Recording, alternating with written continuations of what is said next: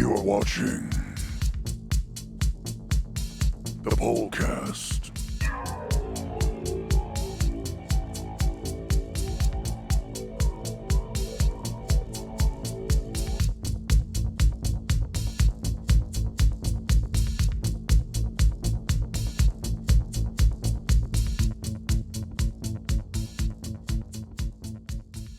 We are, as they say, tangled in our anchor chain.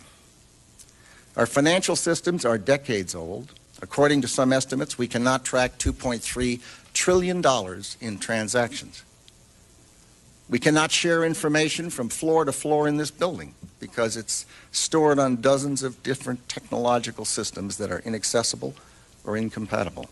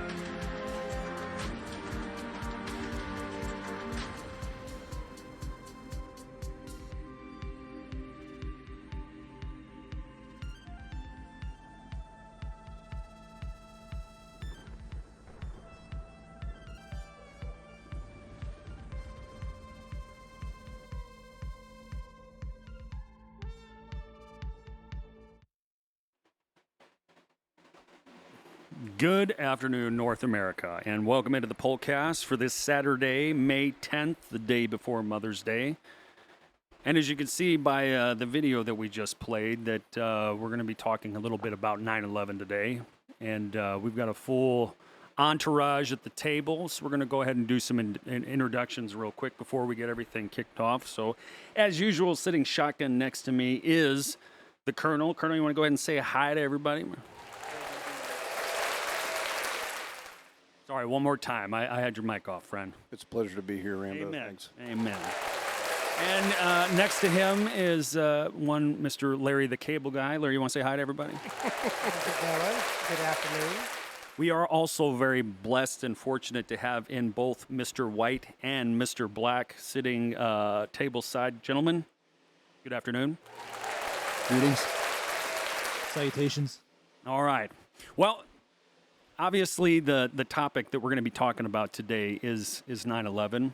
And I think for a lot of people, hopefully, you'll get something out of this today, and they'll learn something about those tragic events that unfolded 2 decades ago, over 2 decades ago. And I know for several of the guys sitting here at the table, me included, it was a moment in time that changed the course of my life and many other Americans.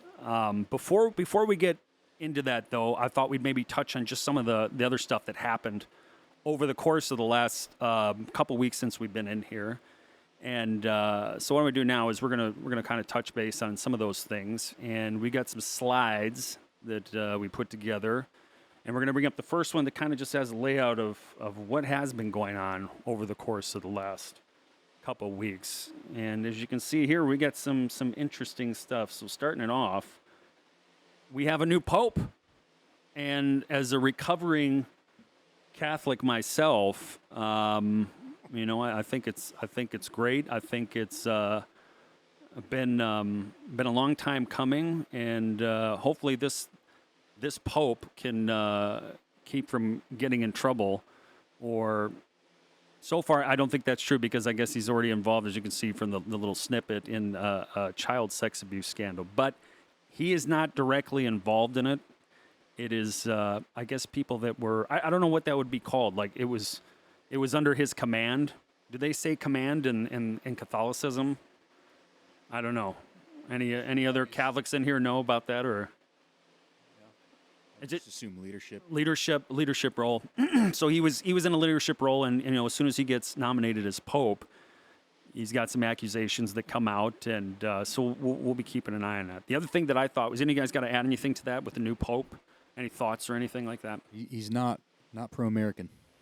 No, even though he's from Chicago. Yep. Pro open borders. Yeah, and Anti-MAGA, anti-Trump. yeah, I think he did. He spent quite a few years and was a naturalized citizen in Peru. So he's got some deep ties down in South America, and some of us here, we've spent some time down there, and there's a lot of what is it, Catholicism. But how do they say? I forgot how they say Catholics in Spanish. Catholic. Well, how do you say it? Católicos. Yeah, that's what I was looking for. I knew. We may have everyone. And you may not have noticed, even after Taco Fest that we just experienced, my Spanish horrible.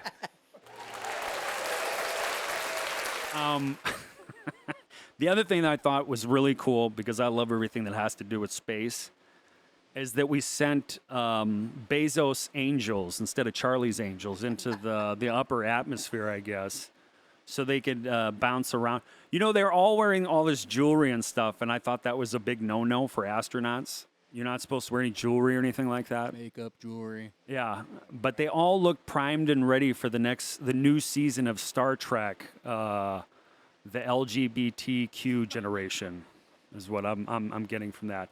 The interesting thing that a couple people pointed out, and that's why I put it on here, is their patch on their uniform. If you flip it upside down, it kind of looks a little bit like the demon, Baphomet. Yeah, that's an interesting logo by Jeff Bezos, one of the most powerful civilians on the planet. So something that kind of goes in line with that, because I'm sure some of these women that were on that penis-shaped rocket may have been at some of these Diddy parties. The Diddy trial just started. Have any of you guys been following up with the Diddy Wasn't he trial? in Costa Rica? What's that? Didn't he escape to Costa Rica? Did he really? Yeah, he fled. He fled the country. No All way. this started. Yeah. Who did? I thought he was in trial last week. I mean, they may have brought him back, but I know he fled the country initially when all this was going. Well, starting. you know, it could have happened because that Muldoon next to him, I forgot his name. He's not a very important person. It's not like, you know, he was involved with the elites or anything. Or the intelligence agency. Yeah. I heard that, you know, why he was here in Florida under investigation. I think there was a Pam Bondi, too, that may have been one of the top legal beagles in the area as well. He was allowed to go back to Israel while under investigation, and I guess that's a trend with the elites. They're outside of the law, maybe. But the other the other thing that I wanted to bring up was something that's been bothering me with the Trump administration and their, I don't want to say lack of cooperation. I think they should have a lack of cooperation, but it looks like maybe one Mr. Benjamin Netanyahu's losing a little face with the U.S. government.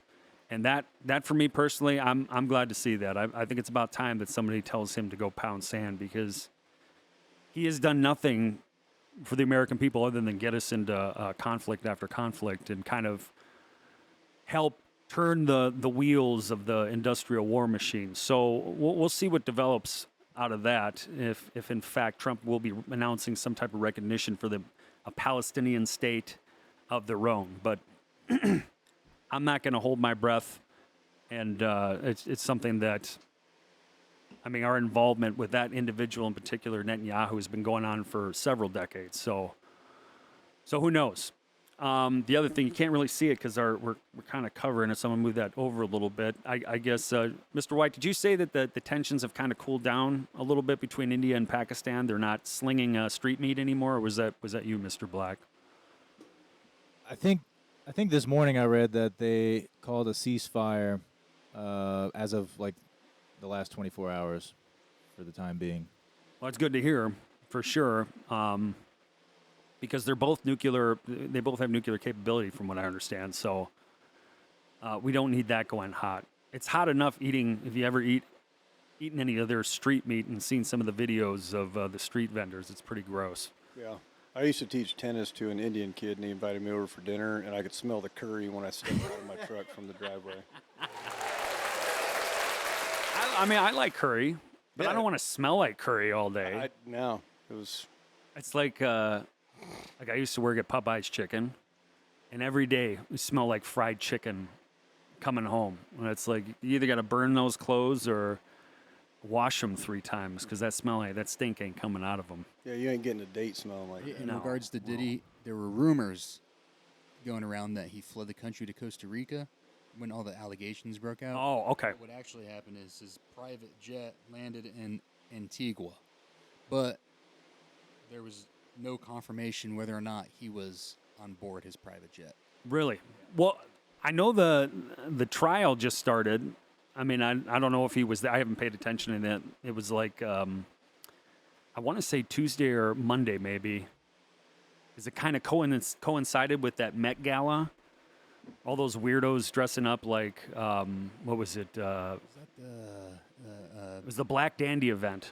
AOC had the tax the rich dress. Yeah. Yeah. There was, who was it? Andre 3000 was wearing a piano on his back or something like that. It was just ridiculous. But lastly, on this little slide of recent events, is the whole Real ID thing, which actually goes back 20 years. They initially brought that to the floor of Congress, I believe, in 2005. But now you have to have a Real ID, I guess, in order to fly. And Ron Paul, I remember him talking about this years ago, on how this is kind of like a Trojan horse, because it's not just as simple as an ID. This might get to the point where, as you can see right there underneath Kristi Noem, it kind of lists several things that might be involved with that Real ID, to include biometrics, personal health history, your financial records. It kind of sounds a little bit to me like, what is the thing they do over in China? Your social credit score. Yeah, the environmental, government, and social credit score. Mr. Black, you wanted to say something? Yes, I encourage all the listeners to go check out id2020.org, and it's I've been tracking it since the COVID stuff came out in 2020, but they already have a program like this. It's an implant that is sponsored Oh, that by sounds great. the Gavi Institute, which is it was stood up. It's a medical research company stood up by Bill Gates, the Bill Go and Melinda figure. Gates Foundation, MasterCard, the Rockefeller Institute, I think Brown University, and there are a couple other big names that are all investing into this. And then they also tie it back to the Sustainable Development Goals 2030 plan, which Really? was formerly Agenda 21. And that you're talking about those little, like, I just put it under your skin, this little, like, tracking tag. It's like you do it to your dog. Why not do it to your kids, too? Yep, id2020.org. And as far as using that for travel, that's I think us sitting here know that's BS based off people we know that, in reference to a particular guy that did ASOT level 3, went to the farm, and he's like, Nick, the way we used to do those type of operations are over because of the technology. And he's like, dude, when I went on a plane to fly internationally, he goes, it was a face scan. So, that's what they're doing in most countries. Yeah, like, so my especially point is, UK. they don't need us to have an ID to get on a plane anymore. I mean, hell, I went to Publix and bought beer, and it automatically knew when I scanned my card I was 21 based off facial recognition. And also the contract that I did in Rome, New York, where they realized that you're the top. Can you give a little backstory to that a little bit? Yeah, a couple years ago, I get a call on a Sunday night from a fellow 7th group guy, and he's like, hey, dude, what are you doing? Not much, working construction, whatever. He's like, can you go to Rome, New York on Wednesday for a contract for like 3 weeks? And I said, asked my wife. She's like, yeah. So I said, what are we doing, Mike? And he goes, I don't know. Don't worry about it. You can handle it. Well, we get there, and it was facilitating. We were there to facilitate the movement of 40 to 50 civilians in that area per day. I found out later it was actually at the air base where they did. It was a former military air base that was now an industrial complex, and it was one of the few bases that was able to handle the runway could handle Air Force One. It was where they did that latest Woodstock thing that was a debacle. The 90. Oh, where it rained. The entire time. Yeah, it was so there was that location. I was literally the gate guard holding the key. 40, 50 people would come up every day. We'd let them in, and then we'd organize them in groups of 6 to 8, take them into a building and walk them around the building. They would do pictures and different things, on their, walk with the cell phone, walk without a cell phone. Then we would move them out to the airfield in groups of 6 to 8, and they had, drones. They had cameras set up, and what we found out finally after talking to one of the engineers there and one of the tech nerds was they have learned that the top of your earlobe and your walking gait is as distinguishable as your fingerprint. And they were using these 40, 50 people. They were taking all their pictures. They would go out. They would go through these stations of all these different things they were doing, and then they'd come back in, eat lunch, change clothes, and we were paying them, I think, $200 a day. We'd stroke them a check at the end of the day. So multiply that by 50, and that was happening every single day. And that's what it was about, was the earlobe and the walking gait. And they were gathering that data to then feed the AI machine so that they could use that as a tracking. See, I'm wondering, though, about the earlobe thing. No. We just had an intruder try to break through the security. But the earlobe thing's interesting because, say if you're somebody like who got shot in the ear. Now, I've heard that ear cartilage grows back extremely fast. Is that scientifically or medically, is that correct? You're the only medic here, Mr. Allegedly. Allegedly. I have no idea. I only say that because I seen a recent picture of the president's ear, and it looks normal. It looks like nothing happened. So does the ear heal rapidly? Maybe he's just part lizard.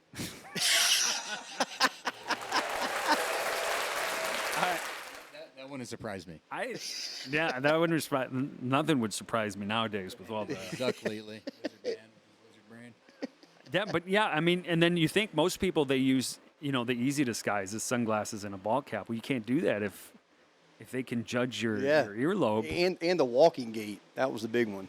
That's some creepy stuff. It was creepy. Well, didn't Joe Biden have several different earlobes? Yeah, he's had. Some body doubles too. Yeah, I'd almost look. I remember I seen a picture of him recently. It looked like his mask was kind of drooping. It did not look like the same person. It looked like that mask was just a little too thick. But I mean, who knows? With the technology they have today, I mean, they were doing that stuff. They fooled Reagan. Yeah. The lady. You ever seen that video? That lady. Dude, the CIA director, the female that did the first one ever, said that she sat in a meeting with, in D.C. and none of the people knew who she was. That's just crazy. And that was, you think that's 40 years ago. Yeah. What do they have now with the technology? I mean, they can pretty much grow real skin. Yep. It's like, I'm not even sure if Larry the Cable Guy is actually Larry the Cable Guy. Are you wearing a mask today, Larry? Don't worry, we're all wearing masks at some degree, at some level of life. But yeah, that's some pretty interesting stuff. So that kind of rounds up what's been going on since the last time we came together. But so now for the meat and potatoes of what we're going to be talking about. And full disclosure and disclaimer here: we're not accusing anybody or any religious group or any secret cabal or anything of doing anything that is directly related to 9/11. But there are a lot of things that just make you go, a lot of questions, a lot of unanswered questions. And really, when looking at some of the stuff, we got a couple books here on the table. One of them is the 9/11 report. And oddly enough, in the 9/11 report, you won't really find anything about Building 7. But there were also several other buildings in that complex that really don't get a lot of mention. It's just kind of focused on 2 buildings and then a side story, kind of a heroic story in Flight 93. And then the alleged plane that hit the Pentagon. So we're just going to kind of peel back some layers of the onion, just kind of give our perspective and viewpoint. And this obviously is all conjecture, and it's also, we're speculating. So, Rambo, I think it's important to state as well is everybody sitting at this table are super patriotic Americans. Yes. And the information we're about to discuss, it was a gut punch. Yeah. It still is. And so before we jump into that, we're going to each kind of lay it down a little bit on where we were. Colonel, you want to kick us off as far as where you were, what you felt on that day? When the towers got hit? Yep, on 9/11. Oh, wow. Well, You can go anytime, sir. yeah, that. I was a different person then, as you guys know, and I was bartending in Houston, Texas, and I was dating a massage therapist for the Houston Rockets basketball team, and her and I were smoking a cigarette. Yeah. That morning, and as I watched it, I thought it was a movie. Yeah, I didn't Just think. a surreal. Yeah. I remember thinking this has got to be a movie or a documentary or something. But So how old were you? You were like 40 when that happened? yeah. I don't know It's a long time ago. Yeah, I don't know if I'd slept much, but You have anything else to add on your position in time in that moment? no. I just like I said, it was surreal, and I originally thought it was Fake. yeah. I was like, Yeah. this is a You tuned into some movie on TNT or something by accident. yeah. Okay. Larry, would you like to tell us where you were, what you thought, how you felt? I was in Orlando, Florida, and I was at my shop, and we had a TV on, and it took me, it hit me hard because, somebody did that to the United States. And we watched the first tower get hit, and then the next thing so many minutes later, then the second tower got hit, and we were just couldn't believe it. It was gut wrenching. Mm. And and whatever they said, we believed them. Yeah. Now to find out after all these years, it might not be so much what they told us is truth. May not be on the up and up. No. Yeah. Okay. Mr. White, you're from that area, that region of the country. Could you tell us a little bit of what you felt? I was in homeroom for high school at the time. You're young, man. And I remember, we're just sitting in homeroom, we're waiting for, the next period to start, and then the teacher just tells us all to sit down and puts on the TV. And obviously, at that point, the first tower had already been hit, right? But they put the TV on, and teacher's like, I think there's been a terrorist attack in New York City. And I remember watching live the second tower get hit because they turned the TV on between the two towers getting hit. And I just remember thinking, like, we're going to war. I'm going to join the military. And that's what I did. And a year later, dropped out, and I joined. So, Mr. Black, you? I was in middle school. And, I did make it that far. So, I remember we had just gotten into class, and teacher had the news on, and we saw, I guess, the second plane hit. And I didn't really know what was going on. She was crying, and she was really upset, and just kind of figured out we were getting attacked. So the whole rally around the flag phenomena happened, and we just stayed pissed off for a lot of years, and figured whenever it'd be my turn, I'd go fight the people that were responsible for it. Right on. So kind of like Mr. White, I kind of felt like we were getting ready to go. I just got out of the Marine Corps at the time. I was roofing on the west side of Milwaukee and heard it on the radio, and then went home. And I was living with my mom at the time because I think I was 20, and I was getting ready to move out west and saw the second one hit, but I don't think it was live. I think they were just replaying it. And the other thing I remember that night, like going to get gas, like the gas lines were all the way around the block because there was rumors that we weren't going to be getting any gas, essentially. And it was like it was for me, it was the first time kind of like, this doesn't seem normal. Like it just seemed just surreal, like the colonel said, and got me back into the military because of it. And it's like, wow, how much, like Larry said, that you have this event that happens that affected everybody that I know, that everybody on the planet really had affected, and set us on a path for war for over 2 decades. And I think, and I hope, I've heard Senator Ron Johnson mention in the last 2 weeks, I think he was on the Benny Johnson show, that they're gonna look into Building 7.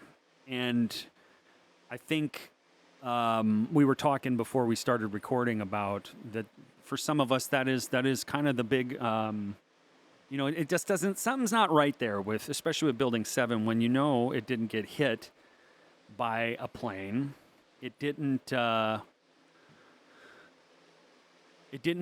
mean, it was far enough away where it wasn't getting a lot of the dust from the other 2 towers hitting it. So what really brought that down? But before we dive into that, we're going to quick go into the path of each aircraft. And we got a slide for that. I'm going to bring that up real quick. So we'll take a look at this first. And so these are what we know of the flight paths. And I tried to make them as accurate as possible on where each plane left, and then when it abruptly made its turn back. And obviously, American Airlines Flight 11 and Flight 175 were coming out of Boston. What is it, Logan? I think it's Logan Airport in Boston. And then, so those were only not even 20 minutes apart from each other when that happened. But, and then, what is it, another 30-some minutes after that is when we had the hit on the Pentagon. And then from there, that went out to Shanksville with Flight 93 and them allegedly taking the plane down. Now, I know, and I wasn't able to put it all in here, they did lose track of Flight 93 for a while it was in the air. And the one thing that I found interesting is at that point in time, if you've got some type of incident with aircraft at 8:46 slamming into a plane, and you know that to be true, why didn't they start scrambling fighters right away?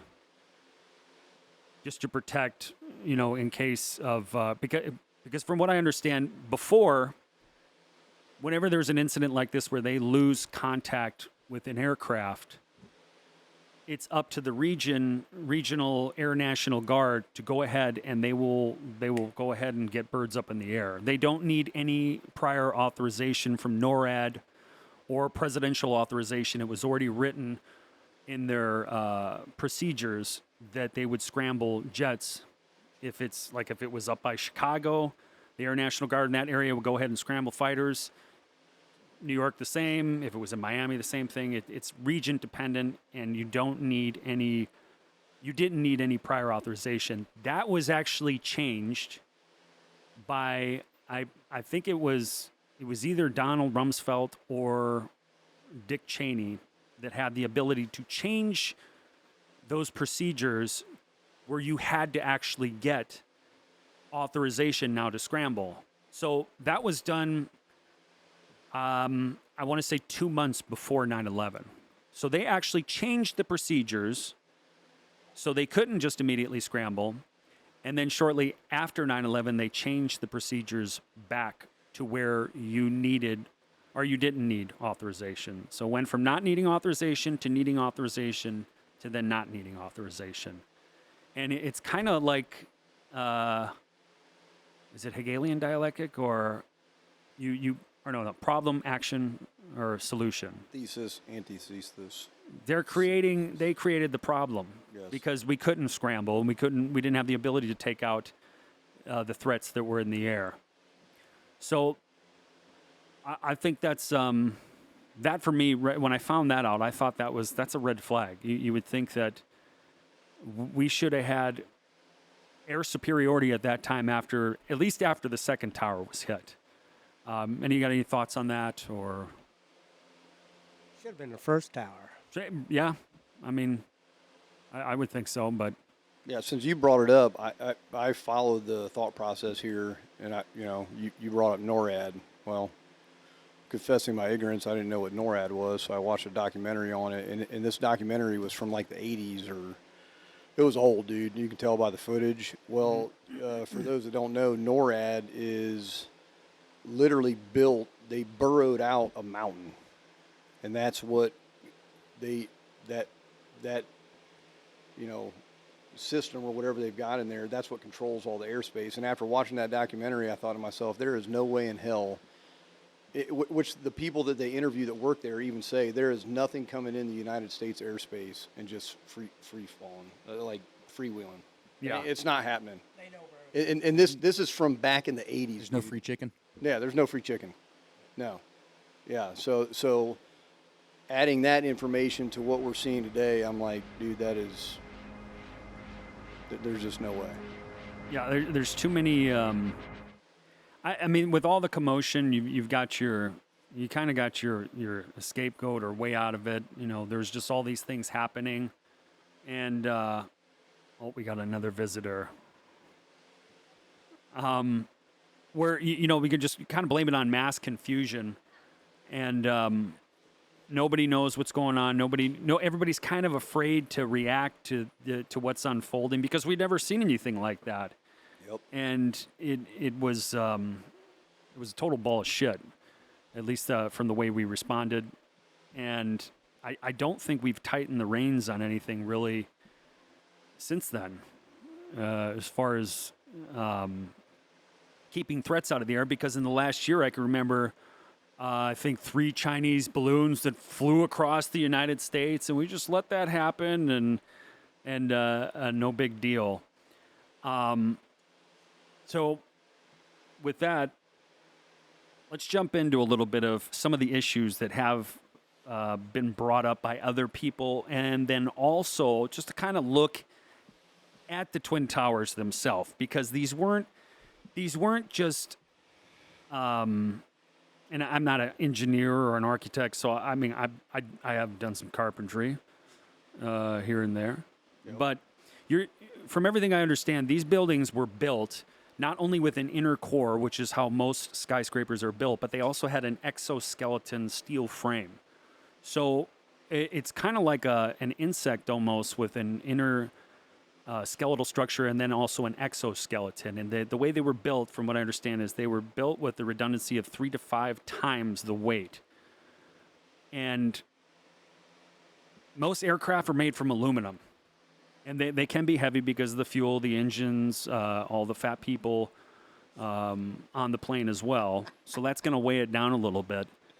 But I've seen, and I actually have a picture in one of the slides of the nose cone. Well, there's several in here, I'm sure of, but of a nose cone that's completely dented in just from a bird hitting it. So looking at a plane that's made of aluminum, and some of the videos, or the videos that we've all seen of the plane hitting the towers, they literally slice through steel. And I have some serious questions with that. In addition to that, you have the massive amount of dust that was created, almost like some say pulverized, some say vaporized, but there was no flashes of light to indicate it was vaporized. Pulverized, maybe some of that's true, but equal force will cancel out at a certain point. And you had 20-some stories above the impact zone that should have been stopped, or at a minimum, it would have fell off and fell to the ground. But we didn't see that happen. It literally dustified into nothing,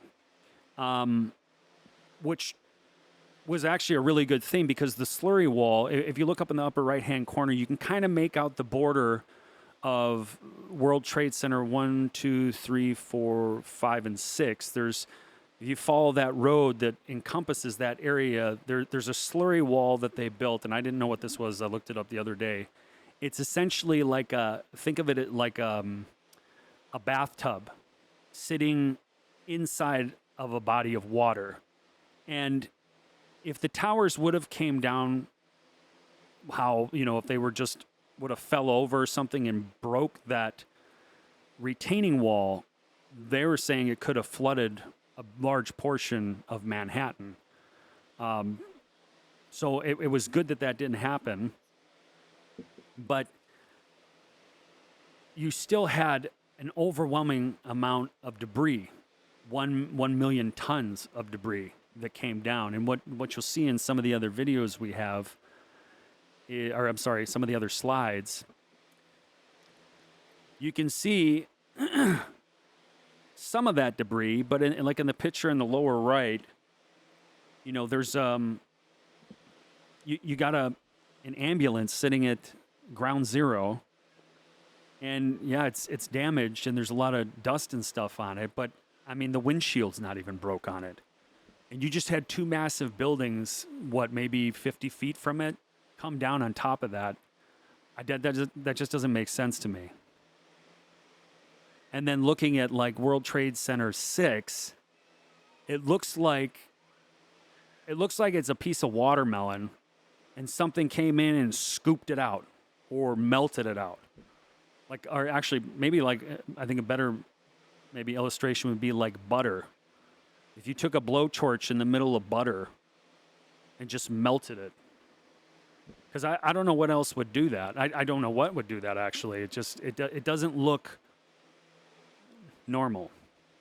And we'll get into some of the exotic things a little bit later as far as what it might be, and we're just speculating. We don't have any hard evidence here, but I would say, at least at a minimum, there is evidence that what we're being told or the story that we were given doesn't quite add up to the imagery in the video once you look at it again with new eyes. Let me pull up another. Here's another example of that. So you can see kind of on that aerial view of World Trade Center remains that, this is after the towers fell. You really can't tell that there was, anything really there. It just looks like a big mess on the ground. But when you look at the pile for 110 stories, each 10 stories that comes down, you should have one story of debris. And that's a huge issue because we don't see that. The picture in the lower right that shows the 16 people who survived, well, that stairwell is in the it's in the lobby. And the lobby itself in the World Trade Center was 10 stories. So if you have a 110-story building, you should expect at least 10 stories of debris. And you don't have that. You don't even have, I think they said it's around 3 to 4 stories of debris. So that too it raises a red flag for me. I don't know if any of you guys thought the same thing or kind of question why that is. Why isn't there this massive amount of debris? And let's see if I got this other one up. Actually, what I'm going to do next, I'm going to play a little, show a little video here quick of, where is it? So what I meant by that, they called it the pancaking effect of how the towers came down. And something of this kind is what we should have seen when the top section of the video, towers collapsed onto the lower one. The upper and lower sections should have mutually destroyed each other until all the energy is dissipated and the system comes to a rest. Say it was like the What could not 82nd have floor, happened somewhere is in that this. area. Little tiny chunk of the What building should have happened can't is possibly fall and crush the entire structure below it. This is such a simple, fundamental concept that architects and engineers were astonished in seeing it totally ignored by NIST. This is high school physics, come to a halt, and our whole society is being led to believe that these fundamental laws of physics, hard science, keeping it don't apply anymore. From falling any further. But like I said, we don't see that. In addition, we have this is the rumble pile of what should be at least 10 stories of rubble. But we just don't see that. We're looking at, like I said, it's more on the lines of like 3 to 7 maybe. But you're talking about two buildings, not one building. So it should be even greater than that. It should be over 10. It should be probably more like about, I would say probably 15 to 20, and I'm just guessing, but So you're saying like a significant amount of material just vaporized? well, the engineers and architects and engineers for truth, one of the comments they made, when you're bringing a building down like this, for each 10 stories you have when you have a controlled demolition, you're going to have at least one story of debris for every 10. So you're talking 110 stories, but the amount of debris, and see, here's the lobby. You got 10 stories or 10 floors in the lobby. So all the way to the top of those windows there. But yet when you look at the debris field, you don't have that. You have like a pile that's around 3. So what happened to the debris? Turned to dust. Exactly. I thought they said there was a basement. It fell into a huge basement or something. But the problem with that is that slurry wall. And the basement, I don't know, I forgot how many floors below it is. It's not 100, it's not 80, it's not even 50.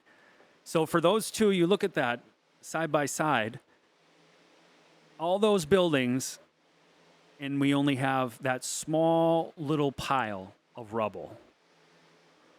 It doesn't make sense. But for the longest time, we just took what they told us, and we believed it. Mm-hmm. Yeah, we didn't even question it. Nope. And so one of the books we have here on the table is Where Do the Towers Go by Dr. Judy Wood. And she is a firm believer that exotic weaponry was used. And I mean, interestingly enough, in the last couple weeks, I've heard this is your last an chance. advisor to Trump and Trump After this, there is no turning mention back. that we have weapons and that we can't even understand. Like even the people that are working on them don't truly understand. And that's scary to think. You have a steel beam makes me fly think through right the away air, of, and it's dissolving as it flies through the air. It's turning into dust, and it's the not stealth hitting fighter. anything. The building The first was time not we've seen that was the smashed Gulf to bits. Gulf So that's War. why pulverizing And doesn't that thing had describe been, it. it had been operational No for explosions, damn no near heat, no 25 flames. years before we ever even Vaporization seen implies it. high heat. If you would have So- seen the whole building glowing, That kind of puts it in the People same have been blinded by the timeline light. as 9/11. It's been 25 years. it's very dense dust. And now It we're initially starting to blocked hear out more all and of the more, and there's a sunlight. whistleblower 100% video of the that I sunlight, have so it as was well, pitch black. where he talks about working You in the come to the Arctic at a heart realization that facility these pieces of that material has this are array that becoming is dust. They're designed frothing up into specifically dust as they to fall. be used as a direct energy weapon. And if you watch some of these pieces, And, I mean, you can actually just see looking them at the turn video into and dust seeing before they hit the a ground. massive building made of concrete and steel turned into dust. And like right there, that column right there, I mean, it's just frothing until it turns to nothing. And I mean, I'm not a chemical engineer or anything like that, but that doesn't look normal to me. You just see a It chunk turns just to dust. completely turn to dust. That's amazing. That is amazing. I mean, just like a Star Trek thing. It just, poof, it's gone. Scary to think if it is a What we weapon. saw and what happened on 9/11 was something What that could you and the we guy, as the public whistleblower had who never was working in seen the Arctic, before.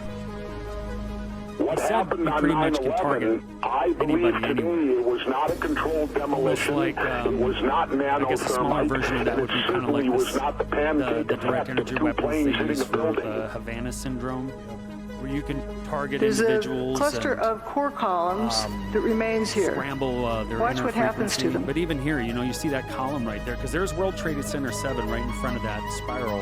It's on the right, and it literally just looks like it's disintegrating. They just faint. And if it is falling down, I know that basement ain't 750 Here's Building feet 7, which is a 47-story building. It's like 650 feet and as a former tall, demo approximately. guy, and Yeah, This what's your has gotta thought on be that over as a, that. as a demo guy? you chime in as well, Consigliere Air. One of the hardest buys for me is how those buildings It fell physically straight down. disintegrates Picture in front of those- your those eyes. buildings, Not and we've concrete, all played the but game steel. Jenga. You pull a piece out of You a can Jenga see all tower this to is where it frothing falls, up and into what does dust. it do? And it's also blowing downward. I mean, that would take a considerable amount of explosives. That's Yeah, about yeah. 700 Think about feet like tall. you know, even in training, you know, when we would put cutting If that charges thing on tipped bridges over, or whatever, it you'd would have to take put out a them few in blocks specific worth of places, buildings. specific How's it charges. gonna go straight The down? complexity to get You that got a for those 700 things to foot fall hole in the literally ground, straight down drop like it that, into? You would need it's unreal. you would need hundreds of people bringing in thousands of pounds of explosives over the course of weeks. Like there's no hiding that. You know what I mean? What if you had? Yeah, unless there is. What if you had people already, say, there? Team lit up with Say, 127 art students illuminated that windows had on full March access 2001, which to is the World the Trade Center exact hit complex zone, for the 6 kill weeks zone before of where the 9/11, first quote-unquote plane that hit the were first working tower, on the an North art Tower. project These pictures are astounding, that just Rebecca, so and then I want happened to to get be into exactly these where sketches the that these impact was. monstrous students drew, because it speaks to the premeditation just as a side and note, they were all psychopathy Israeli of these students. individuals. The eat. And we're not saying that they were the cause of this or anything, but it just seems very You bigot. very interesting that very peculiar, something that makes you go And with that being said, I'll bring up this slide real quick of what I mean by, just so people don't think that we're we're targeting a group of people. We're not. This is just what came out, and this is what the FBI reported. This is what was known to be true. And as you can see right here, one of the groups. This isn't the same group. There was a group of students that had access to the World Trade Center towers for several weeks before 9/11, and they're on the right-hand side, and you can see where it says BB-18 on the box. And what the theory is that these guys are working on those floors, and in some of the pictures, you can see even in that lower picture too, where they're looking out the window, they got all these boxes that are in there, and they're fuse holders, I guess. Now, I don't know how you would use that for an explosive because I wasn't a Charlie, so I don't know exactly, the connection that they're making, because these are fuses that you could use in a, if you have a fuse box in your house or something. I don't know. But it is interesting to think that they were working in the exact same spot where the impact was. Now, on the other side of that, and we were talking about this before, Colonel, about the video you saw, and I seen it too, with the lady who was looking out her window. I think she had noticed them on the top of a parking lot dancing, these 5 Israeli students right here, which later it came to light. And these guys were actually on Israeli TV as well doing an interview. They got arrested. Yeah, they got arrested. But I mean, once they got back, because they were held for several months, these 6 guys right here, or at least 5 of them I know were held for, and I think it even says right there, they were seen photographing the collapse of the World Trade Center tower while laughing and giving each other high fives. Witness assumed they were Arabs involved in the 9/11 attacks and called the police, and they were later arrested. And they were detained for a couple months. And then it says up there on the very top, they would appear on Israeli TV 2 months after their arrest. And one of them said our purpose was to document the events. Well, what do you mean document the events? How did you even know? It doesn't make any sense. There was another group on the George Washington Bridge, a van that they discovered that did have explosives that was diffused. And this is a separate group that doesn't have any connection to those guys or the students that were working within the World Trade Center. Altogether, in the period of about 2 months after 9/11, I think 140. They rounded up. This is per the FBI. They rounded up about 140 Israelis or maybe dual citizen Americans that they found or thought to be suspicious. The one other thing I'll bring up on the very bottom is what Netanyahu said in '95, where if the West doesn't wake up to the suicidal nature of the militant Islam, the next thing you will see is the militant Islam is bringing down the World Trade Center. And he said that in 1995 in his book, Fighting Terrorism. So these are things that I still think have not been answered. I don't know if any of you have anything else to add to that. But it's one of those things that was just kind of left, for us to deal with. Yeah, and figure out on our own, I guess. I do. Did you want to say something, Mr. Black? I do have, since they're on the slide, I have questions about the gold slide, how much gold was under the World Trade Center complex, and then also, I never heard of the Mossad 9/11 truck bombers before. Well, they were connected to Mossad, and they were all like, I know there was multiple Saudis, because I want to say, I know Bin Laden's family, some of his family members, because he has a huge family. Just ask George Bush. That were in the United States, and they were immediately taken, not into custody like you think being arrested, but for protection reasons, and immediately flown out of the country while there was no flights at all. For everybody else, there was no flights, but they made sure that they got out of the country. The gold thing's interesting, because one of the things that I was reading about was that, let me pull this slide back up. So I read that the gold that's referring to was in World Trade Center 6. I also have, and none of this stuff is confirmed, but there's a lot of hearsay and stuff. I read about for several weeks before 9/11, there was a constant flow of trucks. Weren't we talking about that too? A constant flow of trucks going in and out of the World Trade Center complex for weeks before 9/11. And I don't know if they were like, yeah, possibly something like that. And that's something else that was never answered in the 9/11 report. It was just kind of swept under the rug.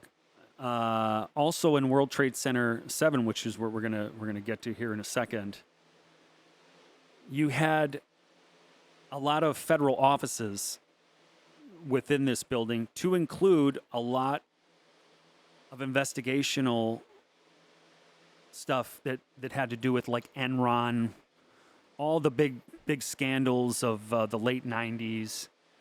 Well, they were all that information was in this building, Building 7. Wasn't the DoD audit findings also in that building? It was either that or the Pentagon, because the accounting office, or the area that was hit on the Pentagon was part of the accounting office. It had a lot of, at least the records I'm guessing, but the records that dealt with the $2.4 trillion that Donald Rumsfeld mentioned, they just couldn't find. They mentioned that September 10th, 2001? Yep.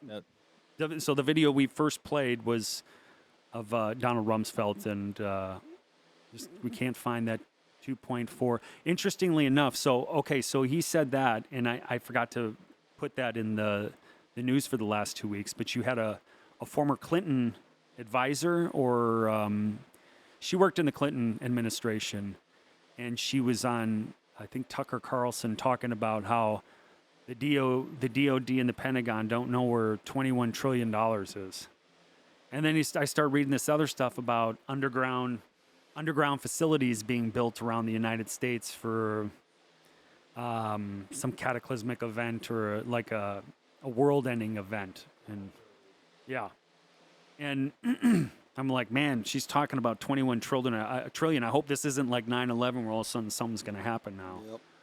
Which, God forbid, anything like that happen.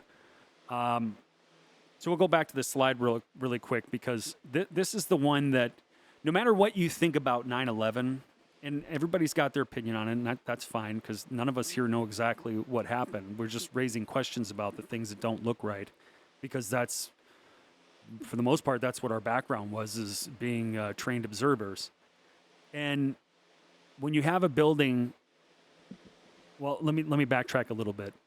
There's only been 3 times in construction of this magnitude where you've had steel buildings, skyscrapers like this, that have all collapsed due to fire and partial impact, and they all happened on September 11th, 2001.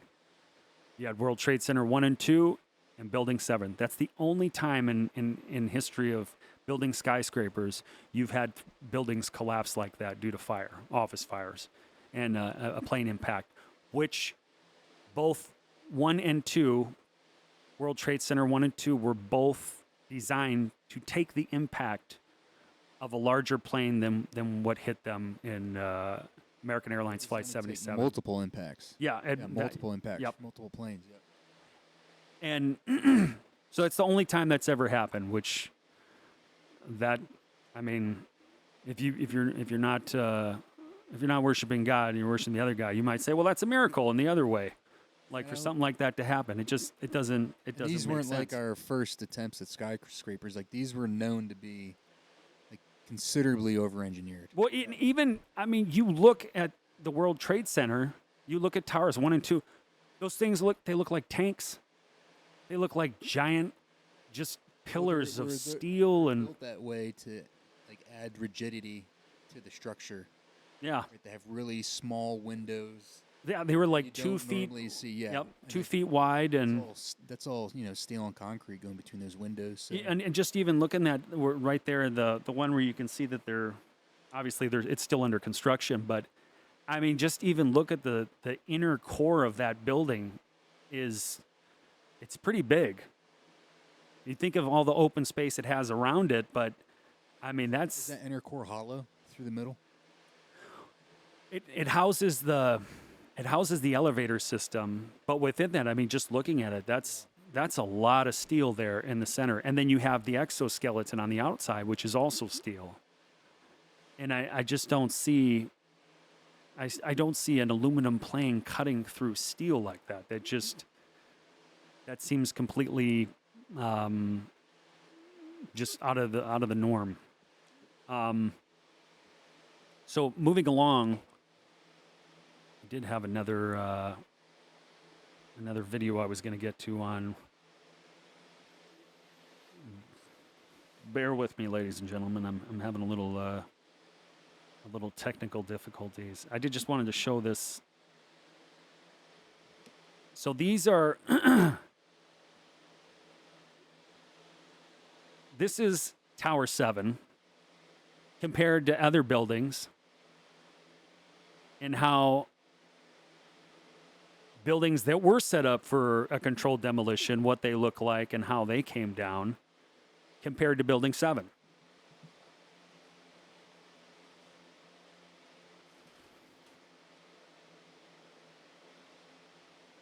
I mean, once again, it comes down in its own footprint. Yeah. And those other buildings are close. Mm-hmm. Didn't even touch them. Well, you can't damage those other buildings. You got to make sure you bring it straight down so nobody asks questions, because then you get insurance involved, and you may not be Lucky Larry and get $4.5 billion. For the third time today. So in addition to that, reminiscent of those pictures we've all seen when this was going on, when a building was deliberately destroyed, you had a report by well-placed dynamite to knock it down. That was being conducted by the BBC. And even that reporter just mentioning that it looked more like a controlled demolition than it did, an office fire bringing down a 47-story, 650-foot tall building. And here's some of these are actually NIST's own animation comparisons, and that's what they said happened to the inner guts of the building. But once again, in addition to those three buildings, World Trade Center 1, 2, and 7, all coming down because of office fires, they all fell at free fall speed. At a minimum, both the two bigger towers should have never have come down at free fall speed, because they still had 80-some floors underneath them. So the floors would have, at a minimum, stopped their progress, even with gravity pulling it down. World Trade Center but towers this is the BBC report that this was not a result of that a was new attack. aired. It was because the building had I want to been say it was 15 to 30 minutes during before this morning's attacks. We'll probably find out World more now Trade about Center that from 7 our correspondent Jane Stanley. Jane, what actually more can you came tell down. us about the Salomon And Brothers this building and its female collapse? reporter, you can't see it well, right away, only really but what you already know. Details are very, World very Trade Center sketchy. 7 There's is almost actually a sense directly behind her. Town in New York, and this behind whole me, down by the World Trade Centers of news snippet just here an area was about completely a third closed tower off as coming the down in New rescue York, workers try World to Trade do Center their 7, job. which is the But Salomon this Brothers isn't the building, first building which is also that, owned by, has I guess suffered as a who? result. We know that part of the Larry Marriott Silverstein. Hotel next to the World Trade Center And also I don't know how collapsed much as a he result of this I don't know how much huge amount he of made on the falling insurance on debris that one, from but 110 floors to the two he twin owned that towers building of as the well. World Trade Center. No. As you can see behind me, there was also the a rumor that Trade Center appears to be still they had burning. We see these huge like a little model clouds set of up smoke and of ash. what they were going we to know do that to the World behind Trade Center that, complex. They were there's going to build a new, an like the empty new piece of tower what that's was there a now. very familiar New York and skyline, it was, a symbol of it was a the rendering financial prosperity inside the World of Trade this Center, city, and but it completely looks exactly disappeared like now. how the and new one looks New York today. is So they already still had the rendering unable of to take on what they board were what has possibly going to do in happened the to them future. They today. didn't have a Presumably there were timestamp or very anything, few but people in the Salomon building when it collapsed. I mean, there were, I suppose, fears of I possible don't know, further 4.5 collapses trillion around or the billion. That I'd keep my mouth shut too. That's what you would hope, because this whole downtown area behind me has been completely sealed So, off and evacuated.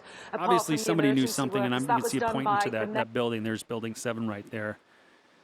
And then I remember getting a call from this was the you know, fire a while department commander after telling me that doing an they were not interview. sure I think they were this is gonna be with able to contain the PBS, fire. I said, where you know, we've had he, such terrible loss Larry of life. Silverstein, says that he was The smartest talking with the thing to do fire is chief, pull it. and they made that that the decision best to thing pull, to probably do and for then we watched everybody the and building the safety collapse. of the other buildings around it was to just pull it. And I always thought, not as a demo guy, that was a demo term. It is a demo. Pull a building. Getting a call from the fire department commander telling me that. And one of the other interesting things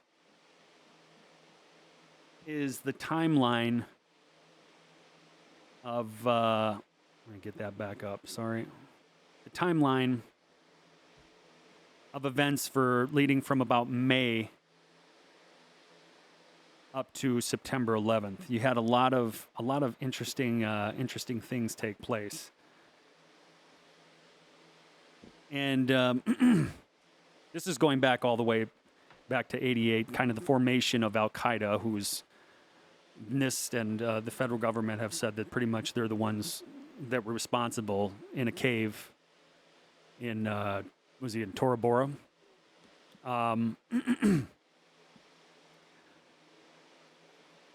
So we had all this stuff that happened building up to 2001. And then when we got to 2001, we'll go from May right here. So Coffer, Black Chief of the CIA's Counterterrorism Center, told Politico that we are going to be struck. We are going to be struck very hard, and we're going to lose a lot of people. And then you just look at the timeline here. CIA Director in July, George Tenet briefs officials, including National Security Advisor Condoleezza Rice, about the Al-Qaeda threat. So they were already getting word that something was going to happen, and it almost feels like, well, with this kind of, you get all this intel dump, you should probably be prepared for something then, or at least be at a state of heightened readiness.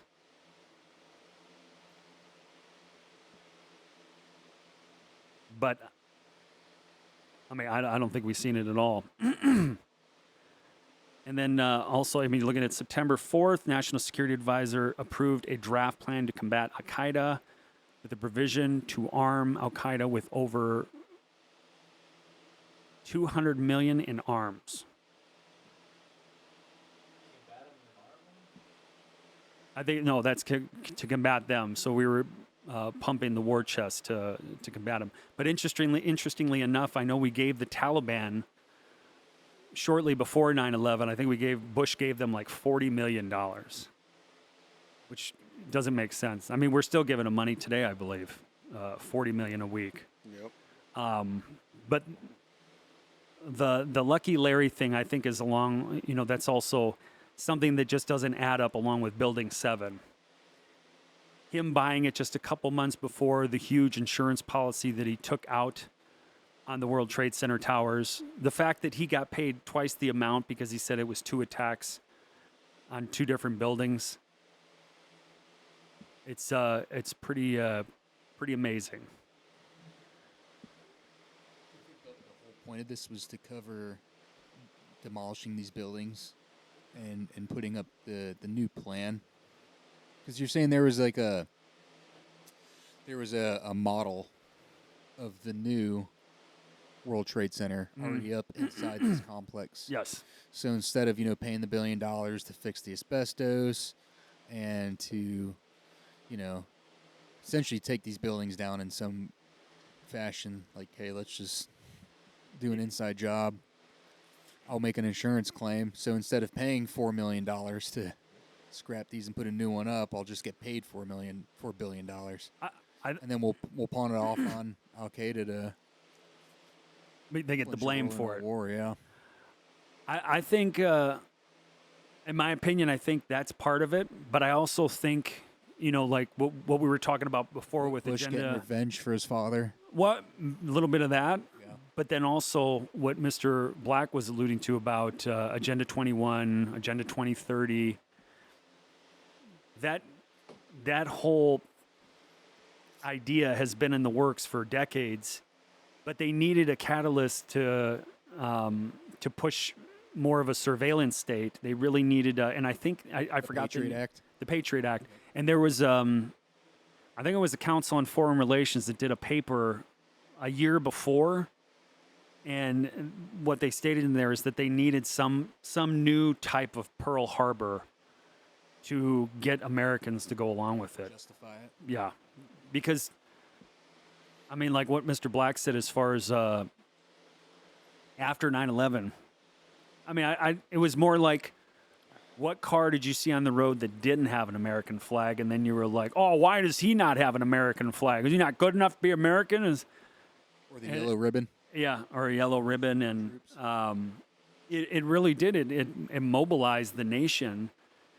And rewatching one of the addresses that Bush had in the House of Congress, where he's like, we're going to take it to the Taliban, and it was, we're not going to leave till, and he demanded like all the heads of the Taliban, all their leadership.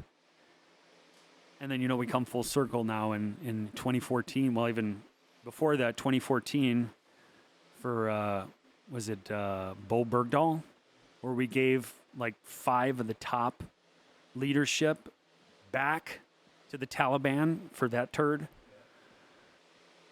And then obviously in the last couple of years, just what's happened, and it almost seems like it's just too much for most people to absorb. And like, I mean, I know I never wanted to think that my country would be possible of something like that they would have the capability to conduct an operation of that scale. And I still don't know if that's the case, but there's something there that we're not being told. As usual, there's always something left out. And, well, I don't like it. I don't like it. So with that, then we'll shift gears a little bit and head towards the D.C. area. And I've got a couple of videos for that too. But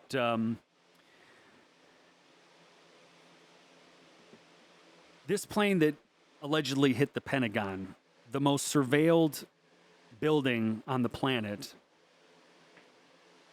with at a minimum 90 cameras around that facility, and they're only able to come up with 3 frames of video footage that is shot in 1 frame per second, which nobody, even in 2001, was using that capability because it was out of date. Nobody used that capability. So we get 3 frames of what is allegedly this plane hitting the side of the Pentagon, where they keep all the accounting information for things like the $2.4 trillion that Rumsfeld had mentioned was lost the day before. And one of the big things watching some of the video from people walking around that site is there's no debris around here. Like, where are the planes? Where's the plane? There's no plane there. And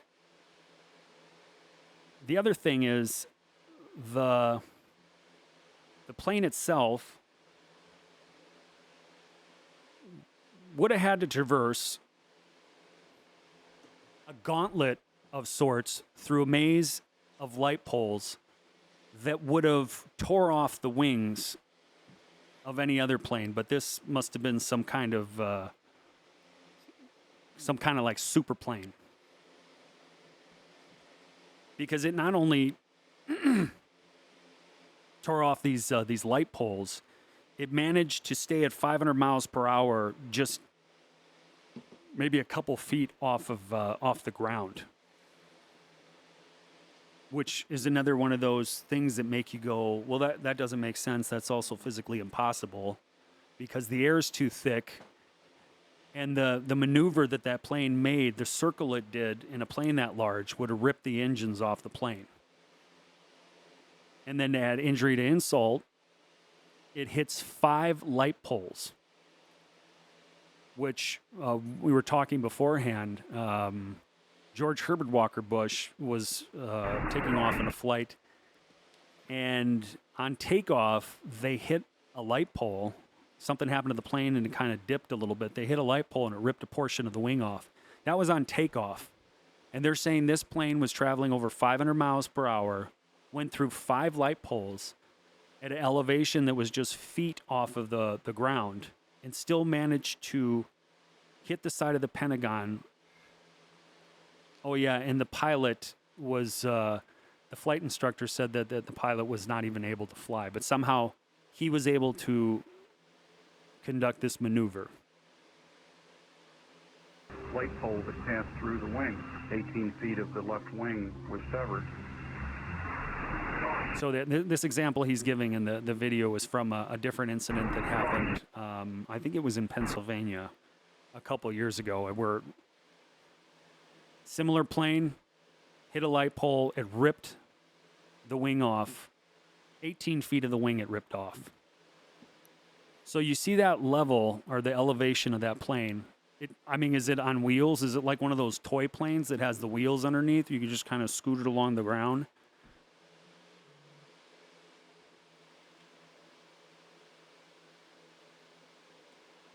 I know also that after the FBI was conducting investigations around the local gas stations, there's a hotel right in that area, and they confiscated any and all surveillance or CCTV footage that these businesses had.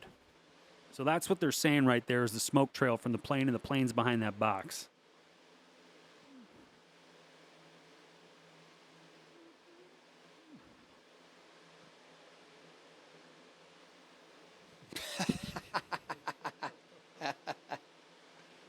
But we're supposed to believe it.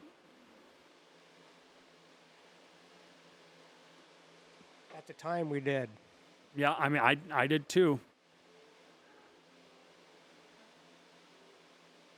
There was nobody working in that area that was hit because it was under construction. They were renovating, except for one enlisted female soldier and her son, and she did manage to survive. And her story, she states that she never saw a plane. She never seen any plane parts, no debris from the plane, which only adds. What's that? Yeah. And it just adds to the questions, like, well, then what was it? And what part of the building did they hit again? The accounting office. How convenient. Yeah. Not only that, here's another aluminum plane, and I believe there's 5 rows within the Pentagon, and that plane managed to go through the first 3 layers of the Pentagon and punch a hole through all 3. Aluminum. Through concrete.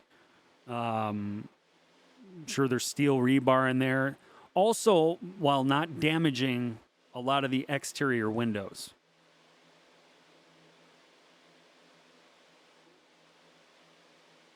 So that is interesting to say the least. Bear with me while I pull this back up. All right. So then that takes us to Shanksville, Pennsylvania. And bring up the first slide. Now, what we have in the center here is the actual impact zone of Flight 93. And this is what NIST had reported on what happened to this plane. Once the passengers realized that there was a takeover of the plane, and then they said, let's roll, and they rushed the cockpit. I forgot who was flying this plane, but he essentially nosedived it, flipped it upside down, and hit the ground so hard that the ground in that area, because of how soft it is, it kind of liquefied, and it swallowed the plane almost completely whole with minimal pieces breaking off and creating debris. Not only in the tree line around it, where you can see there's a partially burnt tree line, but then there's also a picture of the tree line right in that area, and you notice there's not a lot of debris. It's an open field. There should be debris everywhere. There should be bodies. There should be debris. There should be luggage. But there's not.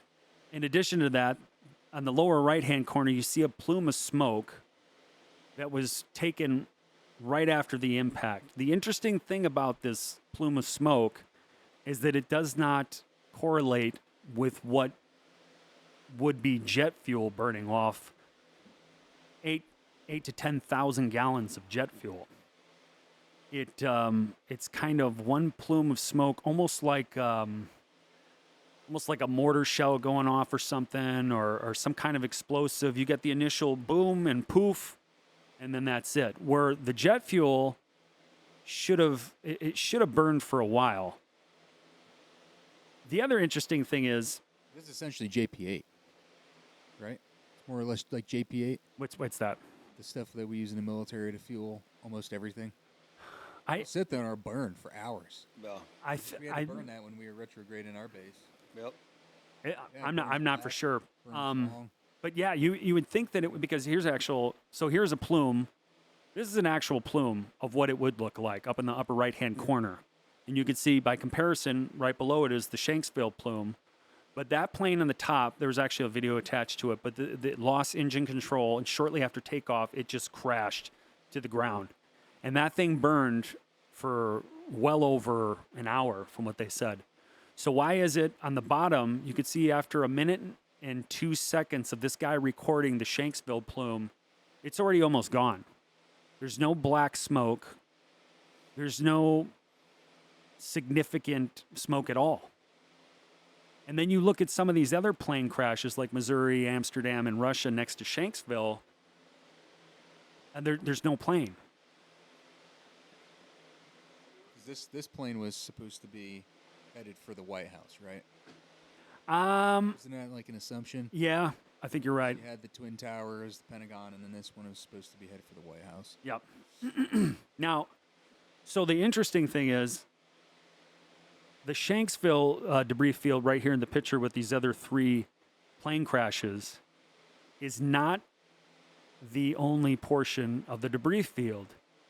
The FBI came back and said, well, we've got a new debris field that stretches 8 miles long. So how is it that a plane that impacted on the ground and supposedly was gobbled up by the earth and buried in some copper mine, they were able to find debris 8 miles away in New Baltimore? And also in that lake right there next to Shanksville, where I got the arrow, you could see that they were getting chairs and luggage out of that lake like a day or 2 after. This Jim Parsons with WTAE in Pittsburgh, a news reporter, also said the day after, when he was in the woods where the initial impact was supposedly took place, he said he didn't smell any jet fuel, and then it just smelled like burnt earth in the area. Like a controlled burn? Yeah, or maybe just a little what was left of whatever hit, just burning the trees and the dirt.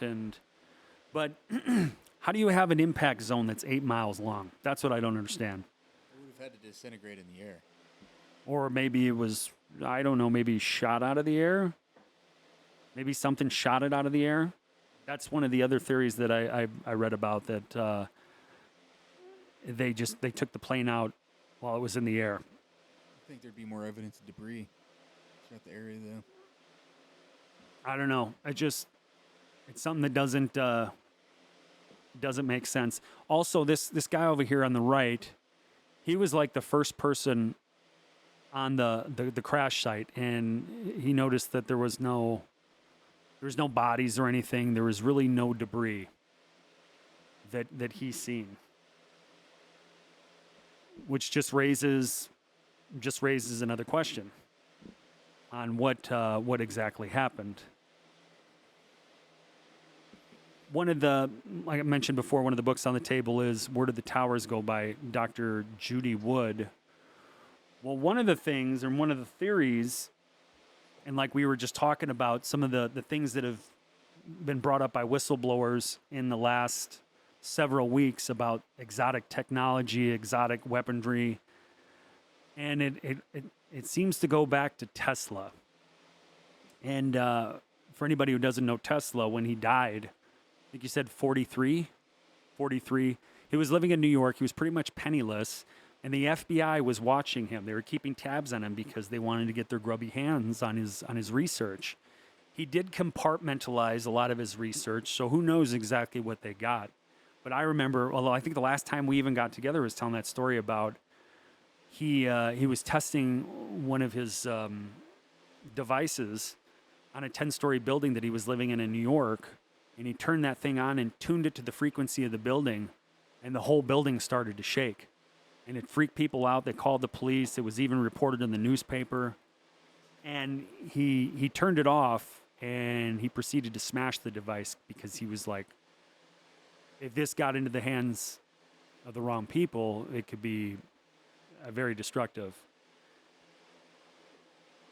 So, and I forgot why I put that nose cone in there, but that's what I was referring to before about that was a bird that hit that nose cone. So I'm like, well, could a plane cut through steel? Maybe if it's going fast enough. Maybe if it was shot like a bullet, maybe. But I'm not buying it. I'm just not buying it. And because of all this stuff, you know, we've lived under the umbrella of the Patriot Act, which oddly enough, I heard former stripper Anna Paula Luna is talking about repealing completely the Patriot Act. That's good. Yeah. I was like, hey, you know what? You get a little bit of that. Maybe you get $1 in your coat jacket or something. But maybe she needs to reveal some of this stuff about 9/11 because I think she was put in charge of this as well. I think she was on the task force with releasing some of this information that we're still waiting on. And granted, it's still early in the Trump administration, but it's like, well, how long do we wait before people really start pushing back? And I think it's probably we're probably gonna be waiting a long time because. I mean, I don't think it'll ever come out. I don't either. JFK files, Epstein files, 9/11 files. Like, and how much of those are somewhat intertwined, or connected because it's a lot of the same, maybe not the same actual individuals, but maybe the operation or the agency that those individuals were working for, and it's a continuation of these things. Mm-hmm.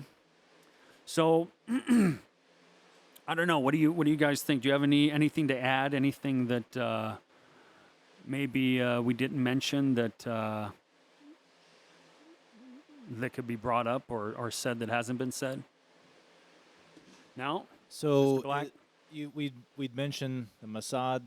Yes. We mentioned the Saudis and Bin Laden. We even mentioned like American citizens, like Larry Silverstein. Who's Israeli. He's dual citizenship. Yeah. So how do those things link in, or are they all just separate theories? I don't know, but this is the tread lightly thing with, especially with nowadays we have a lot of anti-Semitism legislation and bills, and I don't even think this is anti-Semitic to bring this stuff up. It just is what it is. And everybody who's ever worked in any type of tradecraft or spycraft knows that all of our allies are spying on us, just like we're spying on them. Yep. And you work through people on the civilian side, you recruit people on the civilian side. And I'm not saying that's what happened here, but it happens all the time. And wouldn't you want the most powerful and most elite? And that's anybody who doesn't think that Epstein was Mossad. I just don't get it. I mean, his confidant, who I think was really his handler, was Maxine. What's her last name? I always mess up her last name. Was it Ghislaine Maxwell? Ghislaine Maxwell. I think she was his handler. Her dad was Mossad. I mean, he wrote a book about it. He was deep in the Mossad, and like even the guy who worked in Hollywood for years, and he produced a lot of huge movies. Harvey Weinstein? Not Weinstein. It was another guy who actually funded the JFK movie with Oliver Stone. But part of the arrangement was you got to leave the entire Israeli part out of it that he wanted to do, but he wasn't going to get funded unless he left that out because they didn't want the Israeli intelligence to look bad, because they did have a part to play in it. I'm not saying they did it wholly, the JFK assassination, but they were involved. And the three-letter agencies are always working together, so it's like how much, who knows. And then, okay, so potentially it was some kind of Tesla type of energy weapon for the Twin Towers. That's kind of the possible. That's a theory that I think I'm leaning more towards. Some type of exotic weaponry that we've never seen before. And that's the same thing for Tower 7 as well? I think Tower 7's a little different because it was like the way it came down is suspicious. It obviously looks like a controlled demolition. But it didn't peel. It was almost like, you know how you peel a banana? And like if you did that with a banana, you just went like this with a banana. Except for the banana turned to dust instead of mush. And we didn't see that with Tower 7, but I mean, I don't think that it was just office fires that brought that down. But I don't know. I mean, I think it's part of the reason why we do this is to kind of see what other people think and maybe just go, that is interesting. But like Mr. White said, I don't think we'll ever get the full story. And I think looking through all this stuff, it only makes me want to look even more. Like, what am I missing? What is, there's something else here that's missing. And maybe I'm looking too deep and not just accepting it for what it is, which is got Cheney written all over it. Treason. I think it's got treason. If you look at it, like, this is going way far out there, but like, what else do the politicians that high up have better to do? Yeah, absolute power controls or corrupts absolutely everything. Shit like this. So it's like, you ever watch, what was that movie with the one making fun of Cheney, played by Christian Bale? I don't think I've seen it. Oh, it's really good. It kind of goes into stuff like this, right? But essentially, because Bush Sr. led the first, the Gulf War. Yep. Right. And, they go into Iraq and they decide not to overthrow Saddam. Right. And then after that, Saddam makes threats to Bush and whatnot, and like we have some unfinished business. And then essentially less than a decade later, Bush Jr. comes in office, and you have what's his name that owns the buildings, and all of these things are just coincidentally and conveniently done just in time to protect his asset. Mm-hmm. Who in their right mind would write this off as 2 terrorist attacks, doubling your payout, and like we all know, you can't even get a freaking car replaced. If a tornado try to file a takes claim, down, and like you literally have people like with the so it's just how ridiculous. Oh, and then that was it on one of the slides, that bank was bailed out by the U.S. government after they pay him off, and we paid for it. Mm-hmm. Paid for it, and then this is just a good justification to go after Al Qaeda, and then you can link for the Forever Wars. Yep, you can link the alleged weapons of mass destruction that Iraq had. Oh, they can be used to arm Al Qaeda, so we can't let them arm Al Qaeda, and that gave us a justification to go into Iraq, and which is Bush Jr.'s payback to Saddam threatening his father and whatnot, and that unfinished business and whatnot. Well, even I can remember, and I didn't have the video. But then that just goes into war profiteering too, because look how much money all the industrial war machine, the industrial military complex made off of the endless wars. Going off of what Mr. White was just talking about with the military-industrial complex making and profiteering, I was trying to remember a quote. I couldn't remember who said it, so I ChatGPT'd it. And I thought Donald Rumsfeld said we needed to invade 5 countries before 9/11. ChatGPT says this: there's no verified public record or credible evidence that Rumsfeld, the Secretary of Defense under Bush, said before 9/11 that the U.S. needed to invade 5 specific countries. However, the idea often attributed to General Wesley Clark, former NATO Supreme Allied Commander Europe. In a widely circulated 2007 interview and speech, Clark claimed that shortly after 9/11, but I also seen in some sources shortly, like before 9/11 too, he was told at the Pentagon that the U.S. planned to take out 7 countries in 5 years, starting with Iraq, then Syria, Lebanon, Libya, Somalia, Sudan, and Iran. According to Clark, this plan was already in circulation weeks after 9/11, but did not say it existed before the attacks. And I guess the question would be like, well, okay, so we ended up in Afghanistan because we thought that they were sheltering bin Laden. That's how we ended up there, right? Mm-hmm. And then we jumped into Iraq, and then looking at that list, Iraq, Syria, Lebanon, Libya, Somalia, Sudan, and Iran. Which countries haven't we touched yet from that? Iran. That's it, right? You know what's funny about that? So we were we were talking yesterday. So 9/11 happens. 15 days later, ODA 595 goes in with CIA. Their Special Activities Division. 15 days later.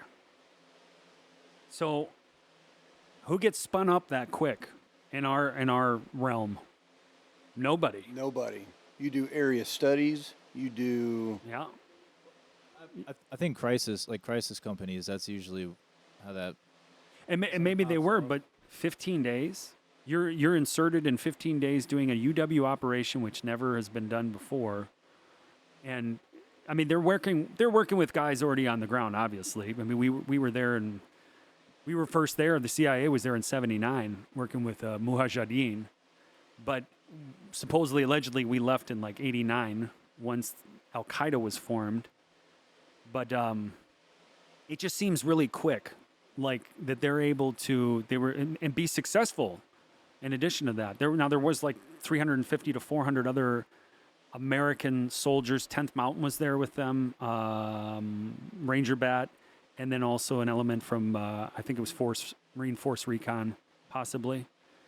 But it seemed like that they were activated. They were given a mission.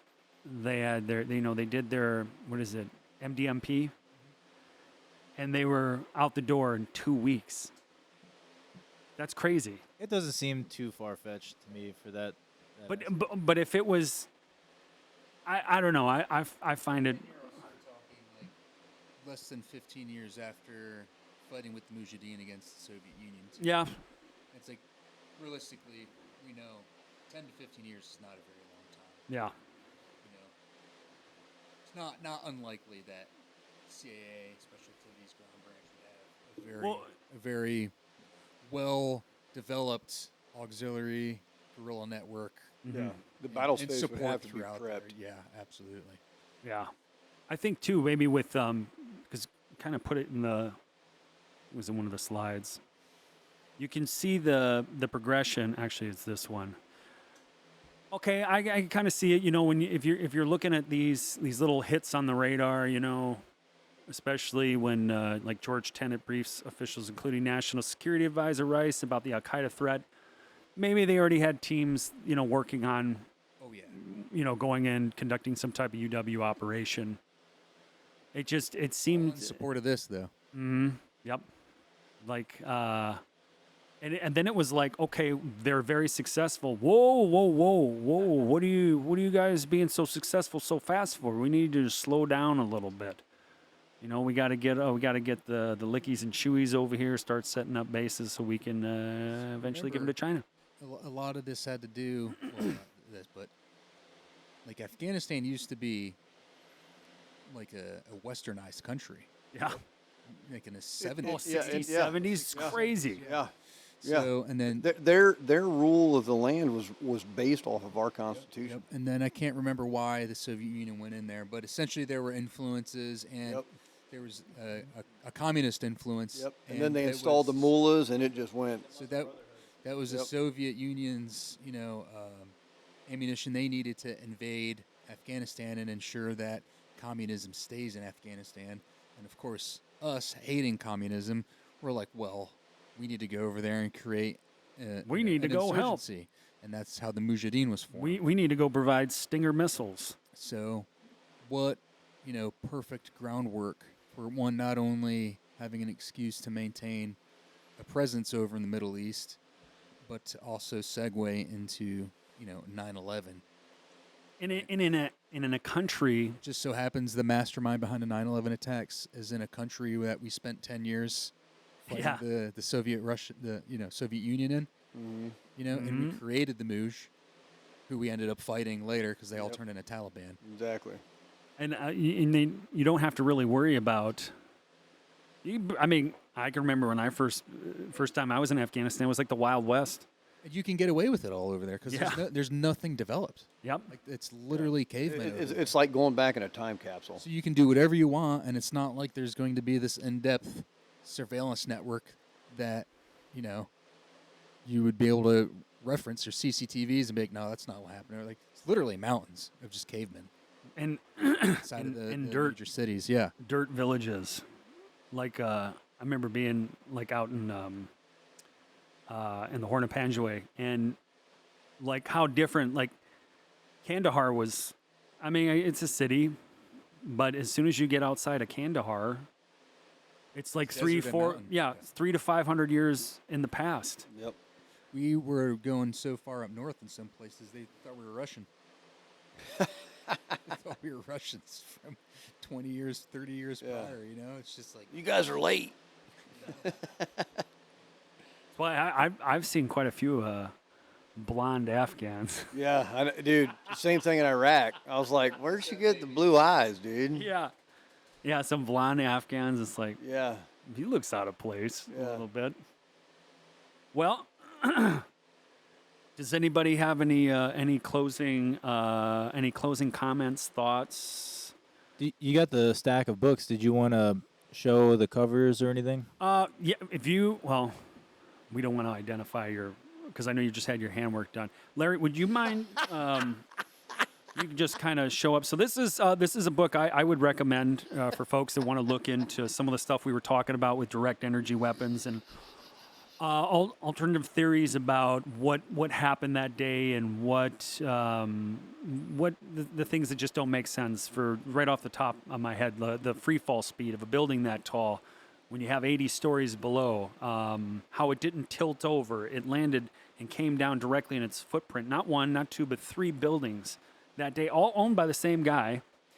And the fact that the cleanup, it literally was a crime scene, and they couldn't get that stuff out of there fast enough.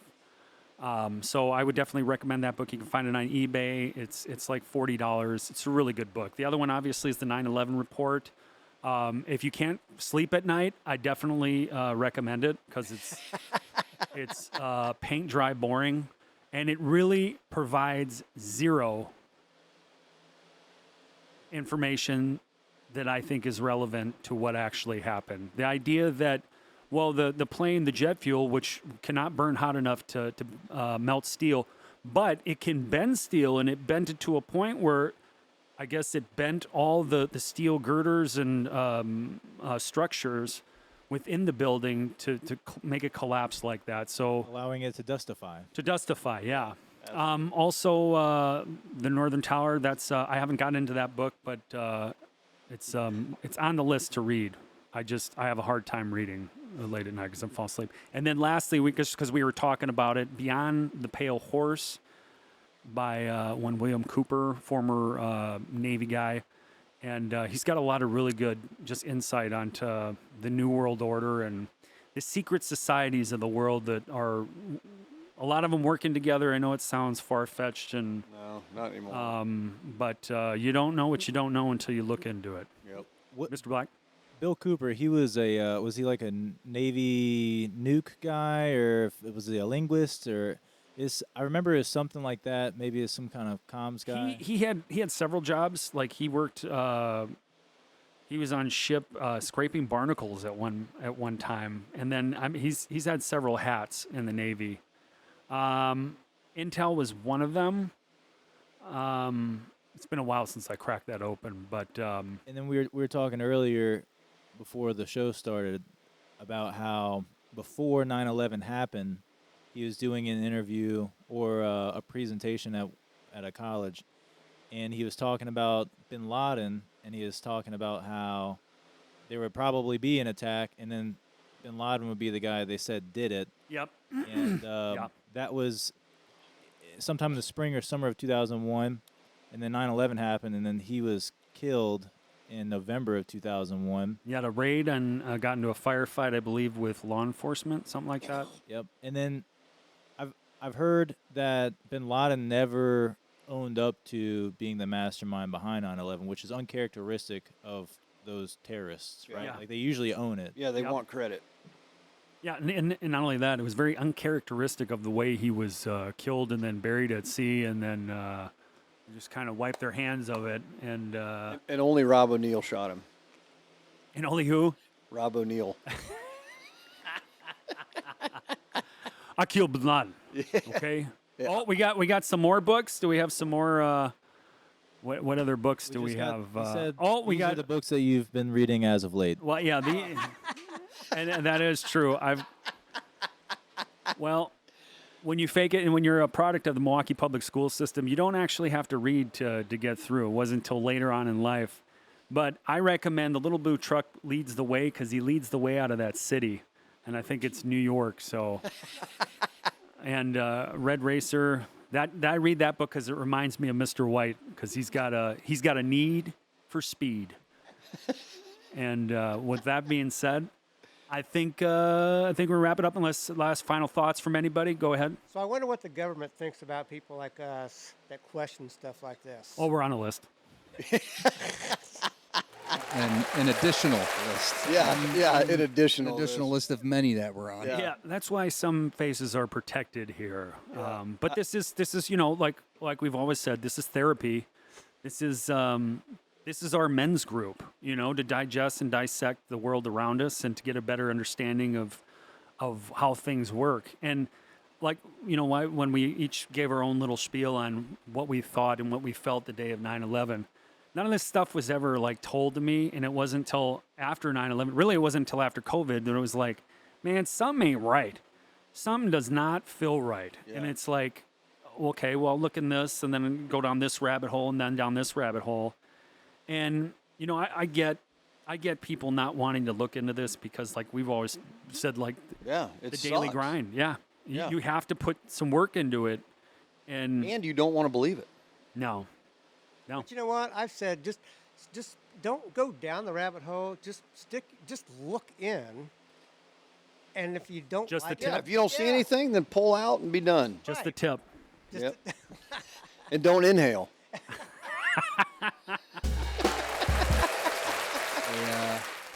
Wrong button there. We end on a somewhat positive note. Yeah. Okay. So I do have something, because it is Mother's Day weekend, and thank you guys all for coming, and thank the moms for putting up with us. And by the way, we just had a massive rainstorm that came through here, so it's like 80 degrees outside and 80% humidity.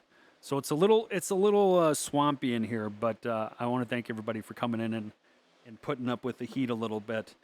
But to bid farewell for this evening's broadcast, I have a little video for all the moms out there, and it couldn't be brought to us by a better guy. It's by Mr. T, and he's singing what Mother's Day means to him and what his mother means to him. So with that being said, final thoughts for anybody? Anybody else got any final thoughts? Bueller? Nobody? Well, I can add some real quick. Like, hit us with some knowledge. As horrible as like 9/11 was, and I know we're kind of here conspiring. Some good did come out of it in a sense. I think the way our country came together after 9/11 scared the shit out of the world. Yeah. That's for damn sure.